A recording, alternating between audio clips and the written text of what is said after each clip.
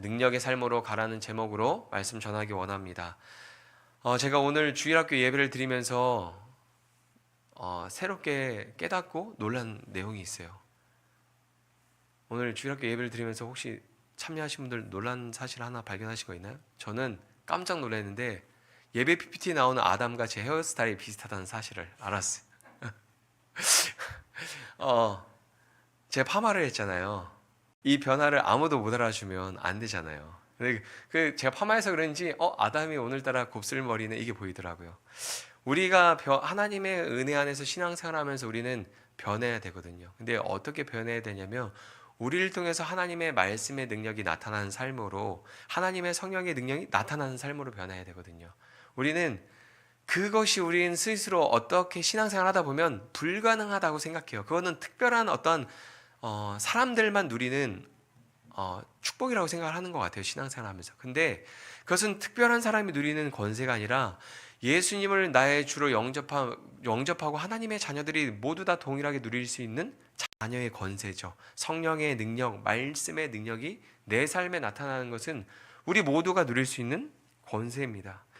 성경에서 성령이 임하는 것과 하나님의 나라가 임하는 것을 동일한 의미로 사용하고 있습니다. 모든 성경에서 그것을 그렇게 사용하는 것은 아니지만 큰 맥락 안에서 성령의 임하심과 하나님 나라의 임재를 동일한 선상에 두고 표현하고 있습니다. 특별히 바울은 하나님의 나라가 임하는 것을 성령의 임재로 바꾸어서 표현했습니다.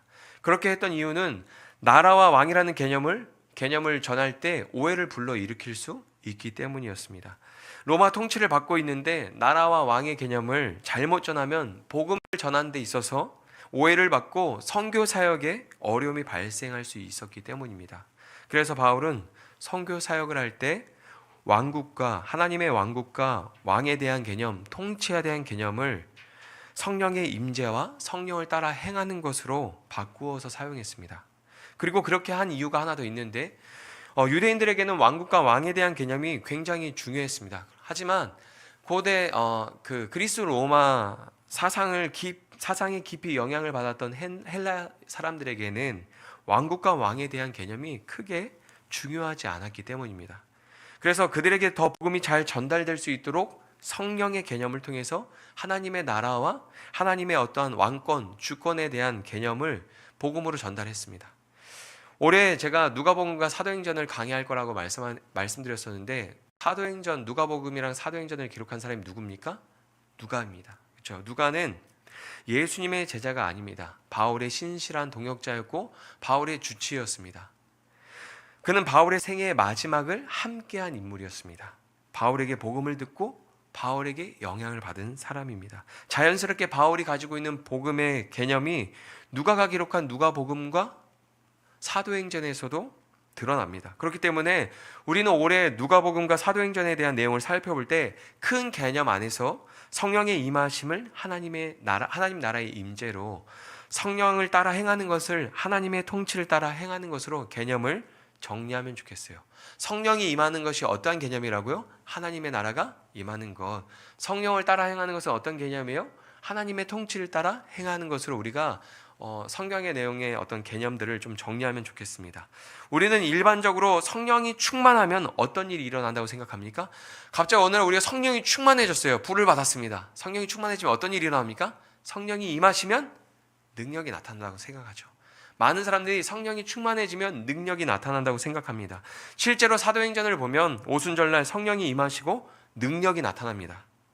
우리는 성령이 우리 삶에 오시면 능력이 나타나고 그 성령이 우리를 이 수고하고 무거운 짐을 가지고 살아가는 우리를 쉴만한 물가로 인도해 주실 거라고 생각합니다. 그런데 예수님의 경우는 성령이 충만할 때 성령의 이끄심을 받아서 쉴만한 물가가 아니라 광야로 나아갑니다. 여러분, 광야는 어떤 곳입니까? 광야 좋은 곳이 안 좋은 곳이에요? 안 좋은 곳이에요? 좋은 곳이에요? 다 생각하는 것마다 좀 다르겠지만 전 광야는 나쁜 곳은 아니라고 생각해요. 광야는 시험이 있는 곳입니다. 오늘 본문 1절에 보면 이런 내용이 있습니다. 같이 한번 읽어보겠습니다. 예수께서 성령의 충만함을 입어 요단강에서 돌아오사 광야에서 40일 동안 성령에게 이끌리시며. 아멘. 예수님은 요단강에서 세례 요한에게 세례를 받으시고 성령의 충만함을 입었습니다. 그리고 그 성령의 이끄심을 따라서 어디로 갑니까? 광야에 가서 성령의 이끄심을 따라서 시험을 당하셨습니다. 그리고 그 모든 시험을 통과하고 승리한 다음에 성령의 능력으로 사역을 하셨습니다. 오늘 본문 14절 15절에 보면 이런 말씀이 있습니다. 예수께서 성령의 능력으로 갈릴리에 돌아가서 그 소문이 사방에 퍼졌고 친히 그 여러 회당에서 가르치심에 뭇사람에게 칭송을 받으시더라. 아멘. 여러분, 예수님께서 성령의 충만함을 받고 바로 능력이 나타나는 게 아니라 어떤 과정을 겪었습니까? 성령에 이끌려서 시험 받을 만큼 다 받으시고 그 시험에서 승리하신 다음에 성령의 능력을 가지고 말씀을 가르치기 시작하셨어요. 성령의 능력을 가지고 하나님의 나라를 선포하기 시작하셨습니다. 그러자 사람들이 엄청 놀라고 하나님께 영광을 돌리는 일들이 나타나게 되죠. 여러분, 성령의 충만함을 받으면 성령의 능력이 나타나는 것은 일반적인 것은 아닙니다. 저는 오히려 그게 특별한 경우라고 생각을 해요. 성령의 충만함을 받았는데 갑자기 막 능력이 나타나요. 우린 그게 일반적인 거라고 생각하는데 저는 그게 일반적인 거라고 생각을 하지 않고 그게 특별한 경우라고 생각을 합니다. 우리 주변을 보세요. 성령 충만함을 받고 능력의 삶을 사는 사람이 얼마나 있습니까? 큰 교회 가서 막 신앙생활 하면서 주변에 신앙생활 하는 사람들 보세요. 목사님들 보세요. 성령의 충만함을 받고 성령의 능력이 나타나는 삶을 사는 사람이 몇 명이나 있습니까? 신앙생활 하면서 그런 사람 몇 명이나 보셨어요? 몇 명이나 보셨습니까? 몇 명이나 보셨어요? 보셨어요? 왜 나한테 물어요? 이런 눈빛이에요. 그걸 왜 나한테 물어요? 여러분, 신앙생활 하다 보면 부흥회나 수련회에서 은혜를 많이 받았을 때 뭐라고 합니까? 뭐라 그래요? 됐다 이렇게 말합니까? 조심해야 된다 이렇게 말합니까?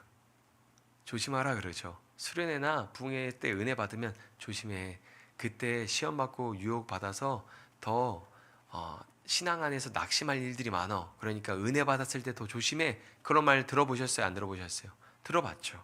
여러분, 왜 이런 말을 할까요? 통계적으로 신앙생활을 해보니까 은혜를 받았을 때 더 많은 시험과 유혹이 있기 때문이에요. 오히려 대부분의 사람들은 성령의 충만함을 받고 나서 시험을 통과한 후에 성령의 능력이 나타나는 삶을 살게 됩니다. 단지 시험에서 승리하지 못해서 능력이 나타나지 않는 것이고 능력이 없는 그리스도인의 모습으로 사는 것이죠. 성령이 임하면 하나님 나라에 들어가면 우리에게 펼쳐지는 길은 영혼의 안식이 있는 쉴만한 물가가 아니죠. 믿음을 증명해야 하는 시험과 유혹이 있는 좁은 길입니다. 우리에게 시험과 유혹이 있는 것을 이상하게 생각하면 안 됩니다. 하나님, 내가 이렇게 기도하고 봉사하고 신앙생활 열심히 하는데 왜 저에게 이런 시험이 찾아옵니까? 왜 저에게 이런 어려움이 반복됩니까? 그것을 이상하게 생각하면 안 됩니다. 이 땅에 오신 예수님도 시험 당하시고 유혹 받으셨습니다. 그 예수님이 가신 길을 따라가는 그리스도인들에게도 시험과 유혹이 있는 것은 당연한 일입니다. 그렇다면 우리는 그 길을 어떻게 가야 할까요? 그 길에는 시험과 유혹이 반드시 있습니다. 우리는 그럼 그 길을 어떻게 가야 할까요? 시험과 유혹이 있는 것을 당연하게 여기고 준비해야겠죠. 그리고 예수님처럼 그 시험과 유혹을 이기고 승리하는 길을 가야 하는 것이죠. 시험이 없다라고 생각하지 말고 시험과 유혹이 반드시 있다라고 생각하고 철저히 준비해서 어떻게 해야 돼요? 예수님이 시험과 유혹을 다 이기고 승리하신 것처럼 우리도 승리하는 길을 걸어가야 하는 것이죠. 예수님은 인간을 대표해서 구원의 길을 여신 분입니다. 회개할 죄도 없으신 예수님께서 죄인이 받는 세례를 받으신 것은 인간의 대표로 대신 죄를 짊어지셨기 때문입니다. 예수님의 시험은 모든 인간을 대표하는 구원자로서 받으시는 시험이죠. 우리가 받는 시험과 조금 다른 의미가 있죠. 예수님도 동일한 시험을 받으셨지만 예수님은 이스라엘을 대표해서 온 인류를 대표해서 대표자로서 그 시험을 받으셨습니다. 이스라엘이 애굽에서 나와서 홍해를 지나서 광야에서 시험을 받으셨잖아요. 예수님은 요단강에 들어가서 나왔다가 그 요단강을 지나가서 어디로 가십니까? 광야로 가시죠. 왜냐하면 예수님이 이스라엘 대표하는 대표자로서 시험을 받으시기 때문에 그 이스라엘이 걸어간 그 길을 동일하게 걸어가시는 거예요. 홍해를 지나서 광야로 가서 시험을 받으셨던 것처럼, 시험을 받았던 것처럼 예수님이 요단강을 지나서 물에서 나와서 광야로 가서 시험을 받으시는 겁니다. 예수님이 광야에서 시험을 받으시는 장면에는 이스라엘을 대표하는 구원자의 모티브가 담겨져 있습니다. 이스라엘 백성은 홍해를 지나서 광야에서 시험을 받았지만 그 시험에서 실패합니다. 계속 실패하죠. 하지만 예수님은 온 인류를 대표하는 구원자로 이 땅에 오셔서 그 시험을 승리하십니다. 예수님이 받으시는 시험은 우리에게 전달하는 메시지가 있습니다. 몇 가지 그 메시지가 있는데, 첫째는 예수님은 완전한 인간으로 이 땅에 오셨기 때문에 유혹을 받으셨습니다. 예수님이 완전한 인간으로 오셨기 때문에 인간이 받는 시험과 유혹을 동일하게 받으신 거예요. 히브리서 4장 15절에 보면 이렇게 기록하고 있습니다. 우리에게 있는 대제사장은 우리의 연약함을 동정하지 못하실 이가 아니요 모든 일에 우리와 똑같이 시험을 받으신 이로되 죄는 없으시니라. 마가복음 11장에도 이렇게 기록하고 있습니다. 이튿날 그들이 베다니에서 나왔을 때 예수께서 시장하신지라. 아멘. 예수님이 이 땅에 오셔서 배고픔도 느끼고 육신의 고통도 느끼셨습니다. 예수님은 우리와 동일하게 유혹을 받으시고 시험을 당하셨습니다. 왜 그렇습니까? 완전한 인간의 모습으로 이 땅에 오셨기 때문입니다. 둘째로 예수님은 첫째 아담이 실패한 일을 되돌리는 둘째 아담으로 오셨습니다. 고린도전서 15장에 보면 이런 내용이 있습니다. 아담 안에서 모든 사람이 죽은 것 같이 그리스도 안에서 모든 사람이 삶을 얻으리라. 아담 안에서 모든 사람이 사망에 이른 것 같이 그리스도 안에서 모든 사람이 생명을 얻으리라. 이런 거죠. 로마서 5장에 보면 이런 내용이 있습니다. 그러나 아담으로부터 모세까지 아담의 범죄와 같은 죄를 짓지 아니한 자들까지도 사망이 왕노릇하였나니 아담은 오실자의 모형이라. 19절에서 한 사람이 순종하지 아니함으로 많은 사람이 죄인 된 것 같이 한 사람이 순종하심으로 많은 사람이 의인이 되리라. 아멘. 이게 성경이 말하고 있는 복음의 내용이죠. 아담의 불순종으로 죄와 사망이 온 세상에 임한 것처럼 예수님의 순종으로 온 세상에 생명과 구원이 임하게 되는 것입니다. 예수님은 이 세상에 생명과 구원을 가지고 오신 분이고 생명과 구원으로 나아가는 길을 여신 분이죠.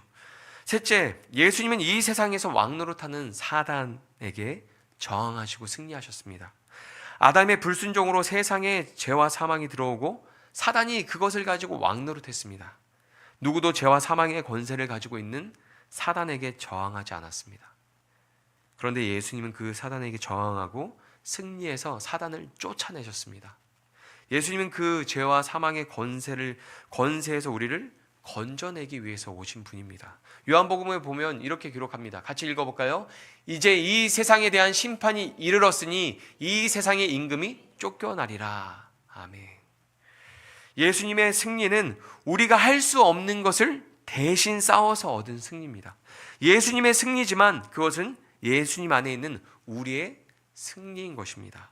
예수님이 시험 받으시는 것으로 우리에게 전해지는 세 가지 메시지가 무엇입니까? 다시 한번 정리하면, 첫째, 예수님은 완전한 인간으로 오셨기 때문에 유혹을 받으셨다. 둘째, 예수님은 첫째 아담이 실패한 일을 되돌리는 둘째 아담으로 오셨다. 셋째, 예수님은 이 세상에서 왕노릇하는 사단에게 저항하시고 승리를 얻으셨다.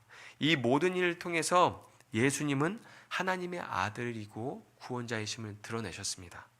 예수님은 이 온 세상의 진짜 왕이 누구신지를 보여주셨습니다. 시험을 받으심으로, 시험에서 승리하심으로 온 세상의 왕이 누군지를 보여주셨어요. 이게 시험의 목적이었어요. 여러분, 우리도 동일합니다. 우리도 시험을 당할 때 그 시험의 목적이 무엇입니까? 온 세상의 왕이 누군지, 내가 누군지를 증명하는 거죠. 내가 하나님의 아들이고 자녀이며 내가 하나님의 통치를 받는 하나님 나라의 백성이라는 것을 증명하는 것이고, 온 세상의 왕이 하나님이라는 것을 드러내는 것이죠. 예수님이 받으신 시험은 세 가지입니다. 첫 번째 시험이 무엇입니까? 내가 만일 하나님의 아들이어든 이 돌들을 떡이 되게 해라. 오늘 본문 3절 내용입니다. 3절 같이 읽어보겠습니다. 시작. 마귀가 이르되, 아멘. 우리는 예수님이 받은 시험을 생각할 때 먹는 문제를 가지고 예수님을 시험했다고 생각합니다. 그런데 마귀가 제일 먼저 시험을 통해서 흔드는 것은 그의 신분입니다. 내가 하나님의 아들이거든. 내가 하나님의 자녀라면 돌을 떡이 되게 해라. 우리가 시험에 빠졌을 때를 돌아보거나 주변 사람들이 시험에 빠졌을 때를 돌아보면 신앙이 흔들리고 위기가 찾아오는 내용이 무엇입니까? 왜 먹을 게 없는가? 왜 신앙생활을 하여도 경제적으로 어려운가? 왜 여전히 내 삶은 나아지지 않는가? 이 문제로 어려움을 겪을 수 있습니다. 근데 그것으로 마귀가 우리를 흔드는 것은 하나님의 자녀됨을 부인하게 하는 것입니다. 하나님이 나를 사랑하지 않는구나.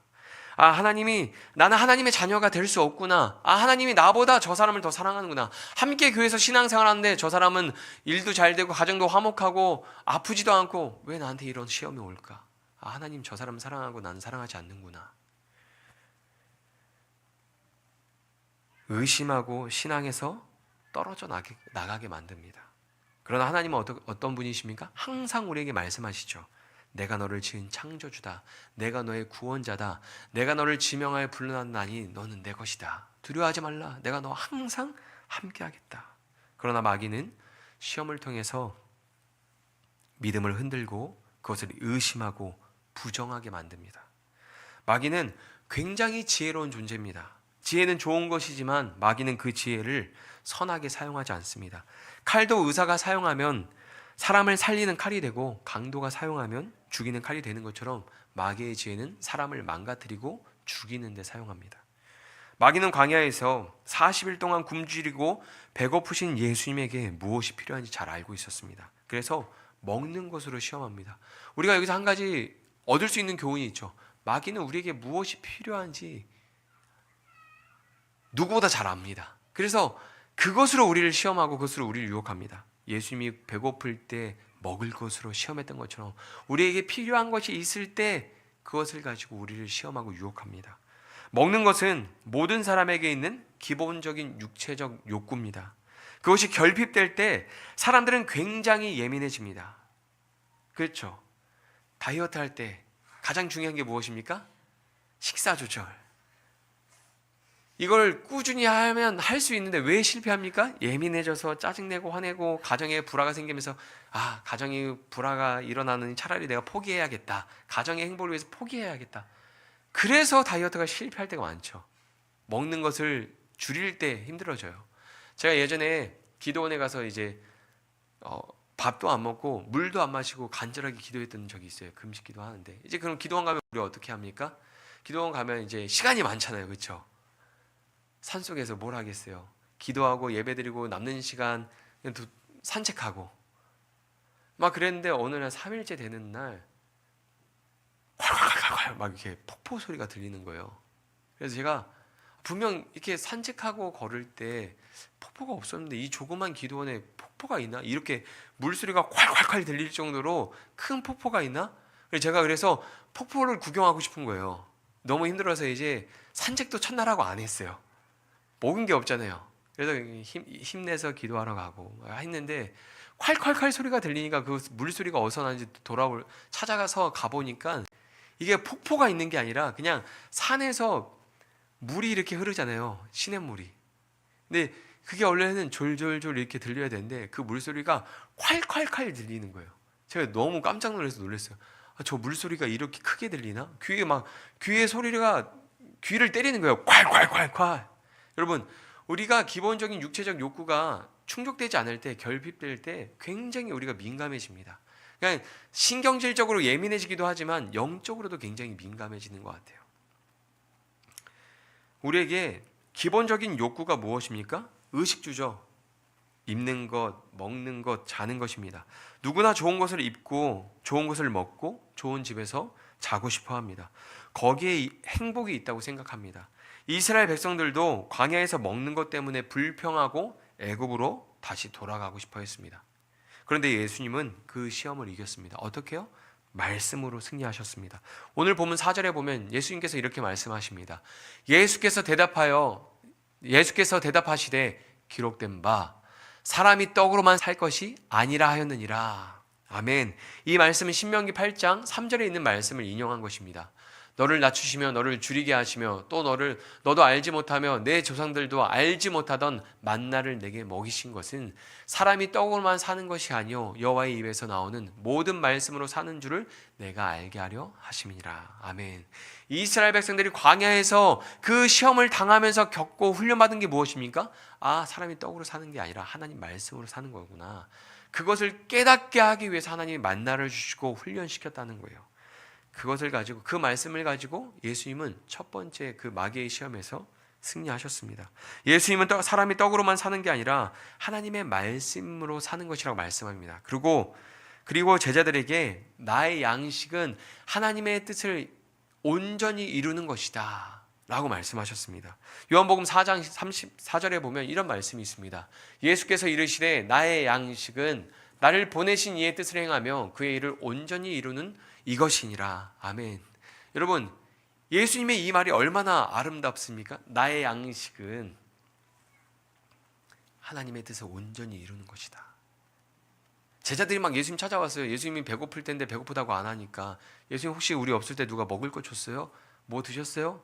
그런데 예수님이 그래서 이 얘기하는 거야. 아니, 나의 양식은 그런 거에 있지 않아. 하나님의 말씀에 온전히 순종하는 게 나의 양식이다. 여러분의 인생에서 여러분의 양식이 하나님 말씀에 순종하고 하나님의 뜻을 온전히 이루어가는 것이 되시기를 축복합니다. 그래서 말씀에 순종할 때 영원히 부여해지는 것으로 인생의 기쁨을 누리시기를 축복합니다. 여러분, 두 번째 시험이 무엇이었습니까? 내가 만일 내게 절하면 다 내게 주리라, 이런 것이었죠. 오늘 본문 5절에서 7절 말씀 같이 읽어보겠습니다. 시작. 마귀가 또 예수를 이끌고 올라가서 순식간에 천하 만국을 보이며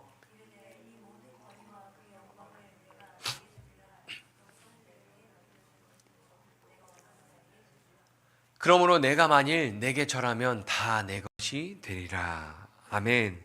마귀는 세상의 왕국을 보여주는 거예요. 지금 세상의 왕국을 보여주면서 자신의 권세를 자랑하고 만일 내게 엎드려 경배하면 이 모든 것을 주겠다고 시험합니다.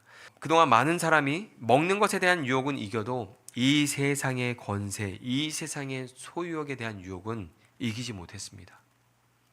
지금 이 두 번째 시험은 경배에 대한 문제거든요. 그래서 많은 사람이 세상의 권세를 얻기 위해서 살았습니다. 그런데 그 삶은 마귀에게 엎드리고 경배하는 삶입니다. 만약에 우리가 이 세상에서 더 많은 것을 소유하고 더 높은 자리와 더 힘있고 능력 있는 것을 얻기 위해서 살고 있다면, 우리가 이 땅에서 그렇게 살고 있다면 마귀의 권세 아래 무릎을 꿇고 경배하는 삶을 살고 있는 것입니다. 여러분, 삶의 목적이 무엇입니까? 하나님은 이스라엘 백성들에게 오직 하나님만 섬기라고 명령했습니다. 그러나 이스라엘은 우상을 숭배하고 다른 신을 경배했습니다. 그들이 우상을 숭배한 이유는 자신들이 원하는 것을 그 우상이 줄 수 있다고 생각했기 때문입니다. 하나님이 아닌 이 다른 신들도 우리가 원하는 것을 줄 수 있다고 생각했기 때문에 우상 앞에 엎드려 절하고 경배했던 것이죠. 대표적으로 바알 숭배가 많았는데, 여러분, 바알은 어떤 신입니까? 풍요의 신입니다. 이스라엘 백성들은 살아계신 창조주 하나님을 알면서도 삶에서 풍요를 누리기 위해서 바알에게 무릎 꿇고 경배하는 유혹을 이기지 못했습니다. 오늘날 그 풍요의 신은 돈입니다. 오늘날 많은 사람이 돈을 벌고 모으고 쓰기 위해서 살아갑니다. 돈과 관련된 일 때문에 하나님을 멀리하고 떠나는 일이 제일 많습니다. 하나님 앞에 엎드려 경배하는 것보다 돈이 먼저죠. 마귀가 우리를 유혹할 때 사용하는 것은 우리 욕망에서 나오는 허영심입니다. 이것만 하면 좀 더 많이 벌 것 같은데, 이것만 하면 좀 삶이 더 나아질 것 같은데, 이 허영심을 충동하는 거죠. 마귀가 예수님을 유혹할 때 제일 앞에 나오는 단어가 만일입니다. 만일. 가정법이죠. 만일 내게 절하면 세상 권세를 다 내게 줄게. 그런데 이것은 어디까지나 가정입니다. 뱀이 아담과 하와를 유혹할 때도 이렇게 말하죠. 먹어도 죽지 않을 거야. 이렇게 얘기해놓고 죽으면 어떻게 되는 거예요? 나는 모르는 일이야, 이렇게 하는 거죠. 마귀 성품은 그런 거예요. 먹어도 죽지 않을 거야. 근데 죽으면 나 몰라라 하는 게 마귀예요. 마귀는 확실하지 않은 일에 목숨을 걸게 만듭니다. 인생을 허비하게 만듭니다. 그러나 하나님의 약속은 언제나 확실합니다. 불변합니다. 반드시 이루어집니다. 너는 복이 될지라. 두려워 말라. 놀라지 말라. 내가 너의 하나님이라. 내가 너와 항상 함께함이라. 그런데 마귀는 그 약속을 의심하고 버리고 떠나게 만듭니다. 마귀의 두 번째 시험에서 예수님이 말씀합니다. 예수께서 대답하여 이르시되 기록된 바 주 너의 하나님께 경배하고 다만 그를 섬기라 하였느니라. 신명기 6장 13절 말씀을 인용하신 것이죠. 내 하나님 여호와를 경외하며 그를 섬기며 그의 이름으로 맹세할 것이니라. 아멘. 하나님은 경배의 대상입니다. 경배를 받는 자리는 인간의 자리가 아닙니다. 바울도 놀라운 능력이 나타날 때, 그에게 놀라운 능력이 나타날 때, 성령의 능력이 나타날 때 사람들이 제우스 신이가 보다 막 이러고 엎드려 경배하려고 할 때 바울이 어떻게 합니까? 그래 꿇어라 그렇게 했나요? 아니죠. 그러지 마라. 나도 너희가 똑같은 사람이다. 나한테 그러면 안 된다. 막 이러잖아요. 여러분, 경배의 대상은 오직 하나님 한 분이시죠. 경배의 자리는 인간의 자리가 아닙니다. 마지막 세 번째 시험이 무엇입니까? 내가 만일 하나님의 아들이거든 여기서 뛰어내리라. 누가복음 4장 9절에서 11절 말씀 같이 읽어보겠습니다. 또 이끌고 예루살렘으로 가서 성전 꼭대기에 세우고 이르되 내가 만일 하나님의 아들이거든 여기서 뛰어내리라. 기록되었을 때 하나님이 너를 위하여 그 사자들을 명하사 너를 지키게 하시리라 하였고 또한 그들이 손으로 너를 받들어 내 발이 돌에 부딪히지 않게 하시리라 하였느니라. 아멘. 마귀는 먹는 문제, 경배의 문제로 유혹하는 게 실패하자 능력의 문제, 교만의 문제로 시험합니다. 철저히 넘어뜨리기 위해서 마귀가 선택한 전술은 무엇입니까? 마귀가 예수님을 철저히 넘어뜨리기 위해서, 망가뜨리기 위해서 선택한 전술이 무엇입니까? 하나님의 말씀입니다. 그리고 그 말씀을 어디에서 펼칩니까? 예루살렘에 있는 성전 꼭대기에 올라가서 말씀으로 예수님에게 도전합니다. 시편 91편에 보면 이런 말씀이 있습니다. 그가 너를 위하여 그의 천사들을 명령하사 내 모든 길에서 너를 지키게 하심이라. 그들이 그들의 손으로 너를 붙들어 발이 돌에 부딪히지 아니하게 하리로다. 아멘. 이 말씀으로 지금 마귀가 예수님한테 도전하는 거예요. 여러분, 생각해보면 실제로도 먹는 문제와 우상숭배의 문제보다 더 시험에 깊이 빠지는 게 교회에서 발생하는 시험이나 말씀으로 유혹받았을 때인 것 같아요. 말씀으로 낙심했을 때인 것 같아요. 교회에서 시험에 빠지고 말씀에 낙심했을 때 신앙의 회복이 더 어려운 것 같습니다. 교회에서 어떤 일로 시험이 들었을 때, 그리고 이단들이 유혹할 때 말씀으로 유혹을 하잖아요. 그 말씀의 유혹을 받아서 이단에 빠지기 시작하면 다시 신앙을 회복하는 게 엄청 어려운 거죠. 여러분, 교회에서 하나님을 사랑하는 마음으로 섬기다 보면 어느 순간 가장 높은 곳에서 내려다보고 있는 사람들이 있습니다. 자기가 교만에 빠졌는지 모르는 사람들, 하나님이 주신 은사에 빠지고 능력에 심취해서 하나님보다 자기를 높이는 사람들이 있죠. 그리고 주변에서 기도하다가 시험에 드는 사람들을 종종 있습니다. 이런 기도를 하죠. 하나님, 저를 사랑하시면 제 자녀가 대학에 합격하게 해주세요. 하나님, 정말 살아계시면 이 기도는 정말 응답해 주세요. 이런 기도를 하고 응답이 없으면 시험에 빠지죠. 왜 하나님이 나를 사랑하는 것을 기도 응답으로 확인해야 됩니까? 왜 하나님이 살아계시고 전능하신 것을 기도 응답으로 확인해야 됩니까? 성경이 얘기하고 있잖아요. 우리 얼마나 사랑하시는지. 성경이 얘기하고 있잖아요. 하나님이 얼마나 전능하시고 능력의 하나님이신지. 그런데 우리는 그렇게 기도하고 하나님의 응답이 없으면 하나님이 나를 사랑하지 않는다고 생각하고 하나님이 나를 힘들고 괴롭게 만들었다고 생각하고 원망하고 불평하면서 교회를 떠납니다. 교만에 빠져서 하나님을 멀리하고 떠나는 일이 종종 일어납니다. 교만에 빠져서 예배 자리에 나와도 말씀을 듣지 않고 판단하는 사람들이 있습니다. 마귀 유혹에 예수님이 이렇게 말씀하십니다. 예수께서 대답하여 이르시되 주 너의 하나님을 시험하지 말라 하였느니라. 신명기 6장 16절 말씀을 인용하신 것이죠. 너희가 마사에서 시험한 것 같이 너희 하나님 여호와를 시험하지 말고. 아멘. 여러분, 하나님은 경배의 대상입니다. 성전 꼭대기에 올라서서 하나님께 우리가 원하는 뜻을 이루어 달라고 명령하면 안 되는 거죠. 하나님은 우리의 욕망을 이루는 도구가 아닙니다. 경배의 대상이시죠. 예수님은 우리의 대표자가 되어서 모든 시험을 이기고 승리하셨습니다. 그런데 마귀의 시험과 유혹에 저항하고 승리한 방법이 무엇입니까? 하나님의 말씀입니다. 기록된 바 점점점 하나님이 이렇게 말씀하시던데.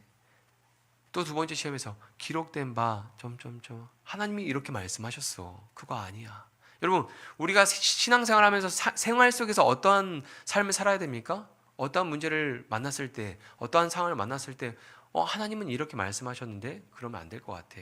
성경에 이렇게 기록되어 있어서 그거는 하나님이 기뻐하지 않을 것 같아. 안 될 것 같아. 우리 신앙생활 속에서 하나님의 말씀이 기준이 돼서 하나님의 말씀에 어긋나고 죄가 되는 것들을 우리가 거절할 수 있어야 되는 거죠. 거기에 우리가 저항할 수 있어야 되는 거죠. 모든 사람이 마귀의 시험에 넘어졌습니다. 죄로 인해서 낙심하고 절망하고 고통을 당했습니다.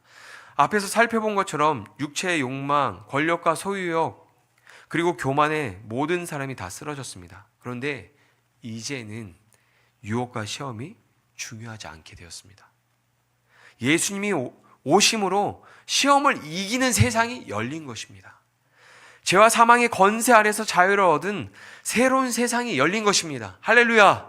예수님이 오셔서 그 모든 죄와 사망의 권세를 이기시고 시험에서 승리하심으로 우리에게 새로운 세상이 열린 거예요. 이제는 이제는 세상의 시험과 유혹에 넘어지고 낙심하고 절망에 빠지지 않을 수 있는 그 세상이 우리에게 열린 것입니다. 요한복음 8장 32절에 이렇게 말합니다. 진리를 알지니 진리가 너희를 자유롭게 하리라.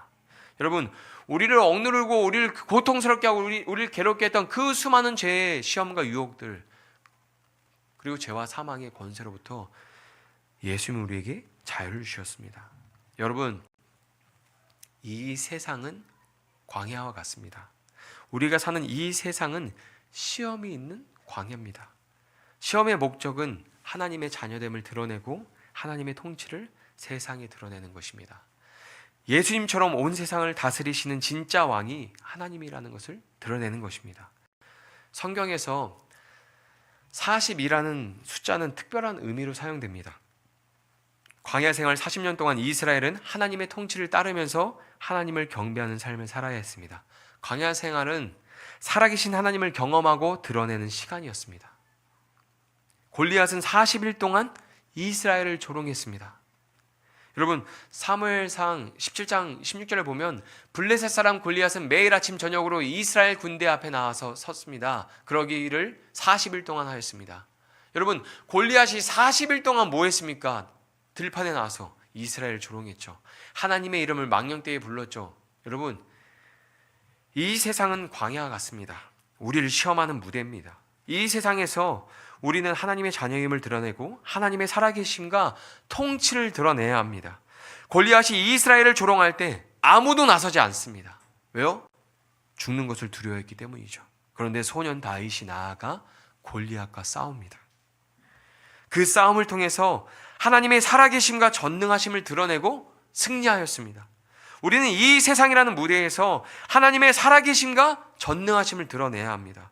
예수님이 시험에서 승리하신 비결이 무엇입니까? 말씀을 기억하고 말씀을 아는 것이죠. 그 말씀에 순종하는 것입니다. 하나님의 말씀을 알고 순종하는 게 승리하고 능력의 삶으로 나아가는 비결입니다. 성경을 알고 순종할 때 사단이 부추기는 욕망이 아니라 하나님의 뜻을 따를 수 있습니다. 죄의 유혹에 넘어져도 괜찮습니다. 죄의 유혹에 넘어져도 괜찮아요. 낙심하고 절망하지 않아도 됩니다. 왜요? 우리를 대신해서 승리하신 예수님께 나아가면 됩니다. 오늘 읽은 본문 말씀 중에서 소름이 끼칠 정도로 무서운 내용이 하나 있었어요. 여러분, 성경 읽다가 혹시 소름 끼친 적 있으세요? 소름 끼칠 수 있으니까 긴장하고 한번 읽어보세요. 제가 읽어드릴게요. 온갖 시험을 마친 마귀는 더 좋은 기회를 노리려고 잠시 동안 예수님을 떠나갔습니다. 여러분, 저는 예수님이 시험에서 승리했을 때 마귀가 떠났잖아요. 끝이라고 생각했어요. 대부분 많은 사람은 끝이라고 생각을 하거든요. 예수님이 마귀의 시험을 이기고 승리하셨습니다. 그리고 마귀는 예수님의 곁을 떠났습니다. 그런데 완전히 떠난 게 아닙니다. 아주 잠깐 떠난 거예요. 어둠 속에 숨어서 더 좋은 기회를 엿보면서 기회를 기다리고 있었어요. 어떤 기회요? 시험에 넘어뜨리고 유혹에 빠져서 하나님께 영광을 돌리는 삶이 아니라, 능력이 나타내는 삶이 아니라 그냥 힘없는 그냥 그런 삶을 살게 하려고 그랬다는 거예요. 여러분, 우리는 유혹이나 시험을 이기면 거기서 끝난 줄 압니다. 그런데 더 큰 유혹과 시험에 우리는 크게 넘어지죠. 아, 이거 지나갔다. 이 시험과 유혹 우리가 승리했다. 근데 돌아보면 더 큰 시험과 유혹에 빠지고 넘어져서 한참 동안 그냥 신앙의 기쁨 누리지 못하고 살아갑니다. 한참이 지나서야 아, 내가 시험에 빠졌구나, 내가 유혹에 빠졌구나 알죠. 여러분, 오늘 말씀에 아이러니한 게 하나 있습니다.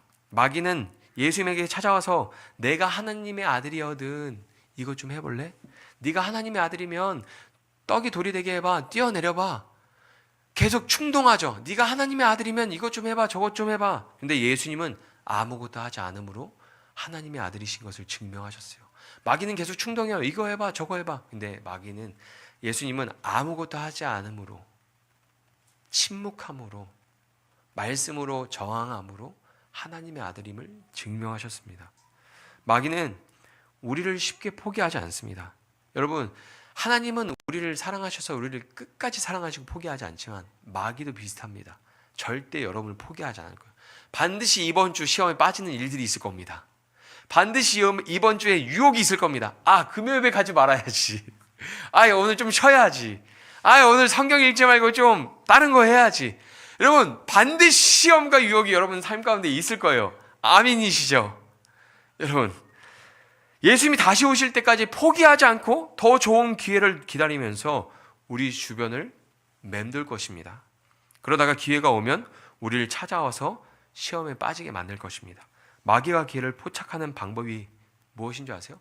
우리가 일상생활을 하고 있을 때, 신앙생활을 하고 있을 때 그냥 마귀가 이렇게 지금 때가 된 것 같은데? 이런 게 아니에요. 낚시를 딱 하잖아요. 낚시를 하면, 저 낚시는 잘 안 해봤는데, 낚시하면 이렇게 물고기가 딱 물고기를 건져 올릴 때 어떻게 해야 됩니까? 거기 찌가 움직여야 되잖아요. 이게 움직이지도 않는데 실패네. 이렇게 하진 않을 거예요. 딱 해놓고 기다리다가 찌가 움직일 때 낚아챌 거 아니에요. 마귀가 기회를 포착하는 방법이 있어요. 우리를 쫙 지켜보고 있다가 주변에 계속 막 이렇게 어둠중에 숨어서 우리를 계속 염탐하면서 기회를 엿보다가 이 기회를 포착할 때가 있어요. 찌가 딱 움직이는 순간이 있어요. 그게 언제인지 아세요? 우리 입에서 나오는 불평과 원망이 들릴 때예요. 우리가 어떤 순간 불평과 원망하잖아요. 캐치해서 우리 마음의 틈을 비집고 들어와서 우리를 시험에 빠지게 하고 우리를 유혹에 넘어지게 만드는 거예요. 예수님은 그것을 너무 잘 알고 있습니다. 그래서 제자들에게 늘 깨어 기도하라고 말씀하셨죠. 그리고 제자 베드로도 그 가르침을 삶에서 몸소 깨닫고 그 가르침을 강조했습니다. 마태복음 26장에 보면 이렇게 말씀하십니다. 예수님이 시험에 들지 않게 깨어 기도하라. 마음에는 원이로되 육신이 약하도다. 여러분, 깨어 기도해야 되는데 마음이 육신이 약하구나, 어쩔 수 없지, 이게 아니에요. 육신이 약하니까 깨어 기도하라는 것이죠. 그리고 이 가르침을 받은 베드로가 이것을 삶에서 몸소 겪었잖아요. 그래서 이렇게 강조하는 거예요. 근신하라, 깨어라. 너희 대적 마귀가 우는 사자같이 두루 다니며 삼킬 자를 찾나니. 깨어 기도하라는 거예요. 여러분, 예수님은 마귀의 시험에서 승리하셨습니다. 그리고 이 세상의 모든 시험에서 승리하는 새로운 길을 만드셨습니다. 우리도 그 길로 가면 승리할 수 있습니다. 완전 새로운 세상이 열린 것이죠, 우리한테. 마귀의 시험에서 승리하기 위해서 우리도 예수님처럼 말씀으로 무장해야 합니다. 에베소서 6장 11절 보면 이렇게 말합니다. 마귀의 간계를 능히 대적하기 위하여 하나님의 전신갑주를 입으라. 여러분, 마귀의 간계를 능히 대적하기 위하여, 여러분, 싸움은 어디에서 시작되는지 아세요? 마음의 변화에서 시작되는 거예요. 마귀의 간계, 마귀의 그 시험과 유혹에 나 저항하고 싶다, 나 그 유혹에 빠지지 않고 싶다, 이 마음이 내 안에 있어야 되는 거예요. 근데 그 마음이 없으면 어떻게 합니까? 시험이 올 때, 유혹이 올 때 아이 좋아라, 기회가 왔구나 막 이러면서 그냥 시험에 넘어지고 빠지는 거예요. 우리는 우리 마음에 저항력이 생겨야죠. 그 저항이 어떻게 생기는 거야? 전신갑주를 내가 입어야겠구나, 내가 말씀으로 무장해야겠구나, 항상 깨어 기도해야겠구나. 그 마음이 우리한테 그런 마음을 불러일으키고 그 일들을 하게 만드는 거예요. 여러분, 성경에서 말하는 전신갑주는 다 말씀에서 비롯돼서 나오는 것들입니다. 성경을 볼까요? 에베소서 6장 14절부터 18절에 보면 전신갑주를 말하고 있는데, 그런즉 서서 진리로 너희 허리띠를 띠고 의의 허심경을 붙이고. 여러분, 진리가 어디에서 나옵니까? 하나님의 말씀이 진리죠. 우리가 어떻게 의로움을 얻습니까? 하나님의 말씀을 통해서 얻죠. 평안의 복음이 준비한 것으로 신을 신고. 평안의 복음이 어디에서 나옵니까? 말씀에서 나오죠. 모든 것 위에 믿음의 방패를 가지고. 믿음의 방패가 어디에서 나옵니까? 말씀을 대한 믿음, 말씀에 대한 확신에서 우리에게 믿음의 방패가 생기는 거죠. 이것을 가지고 이로써 능히 악한 자의 모든 불화살을 소멸하고. 여러분, 마귀는 우리에게 끊임없이 불화살을 쏘아대는 거예요. 구원의 투구와 성령의 검, 곧 하나님의 말씀을 가지라. 모든 기도와 간구를 하되 항상 성령 안에서 기도하고 이를 위하여 깨어 구하기를 항상 힘쓰며 여러 성도를 위하여 구하라. 아멘. 여러분, 하나님의 말씀으로 무장하고 기도할 때 마귀의 시험에 빠지는 무기력한 삶에서 벗어날 수 있는 것입니다.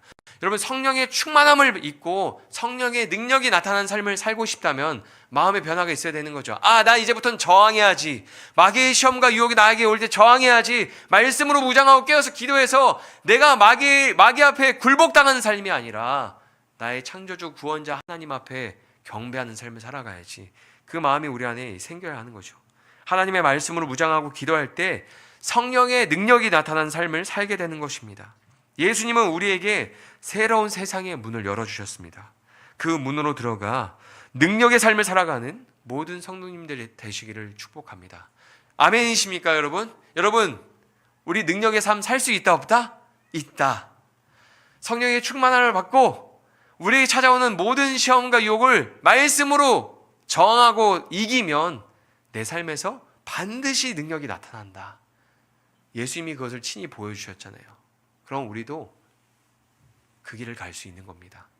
우리가 그거에 대한 갈망, 목마름이 있었으면 좋겠어요. 하나님, 내 삶에서 그냥 시험과 유혹과 세상의 어떤 걱정과 염려 앞에서 무기력한 그리스도인을 사는 것이 아니라 예수님처럼, 바울처럼, 믿음의 선조들처럼 능력 있는 삶, 성령의 능력이 나타나는 삶, 말씀의 능력이 나타나는 삶, 그런 삶 살아가기 원합니다. 우리가 그런 마음으로 오늘 이 말씀 붙들고 같이 기도했으면 좋겠습니다.